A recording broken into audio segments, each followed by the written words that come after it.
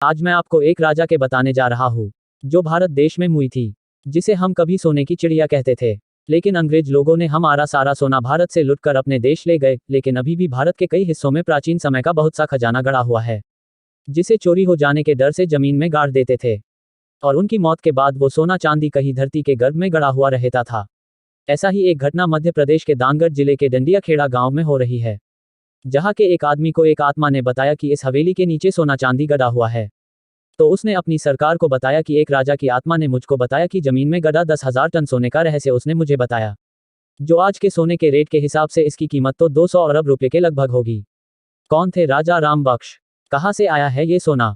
कैसे मौत हुई राजा की? आइए इन सारे पहलुओं पर प्रकाश डाले के लिए इतिहासकार चंद्रकांत तिवारी के अनुसार क्रांतिकारी शूरवीर राजा ने सन 1857 की क्रांति के दौरान अंग्रेजों को जला दिया था। वह कौन थे और कब से वह इस किले में रह रहे थे, ये किसी को स्पष्ट मालूम नहीं था।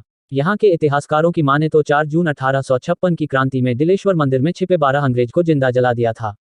इसमें जनरल डीलाफोर्स भी मौजूद थे। कहा जाता है कि राजा चंडिका देवी के बहुत बड़े भक्त थे। वह रोजाना सुबह मां चंडिका के दर्शन करने के बाद ही सिंहासन पर बैठते थे। लोगों के अनुसार राजा पूजा करने के बाद अपने गले में एक फूलों की माला जरूर पहनते थे। यही वजह है कि अंग्रेजों को जिंदा जलाने की सजा के रूप में फांसी की सजा सुनाई गई और उनको फांसी पर लटकाया गया, तो उन्हें कुछ नहीं हुआ।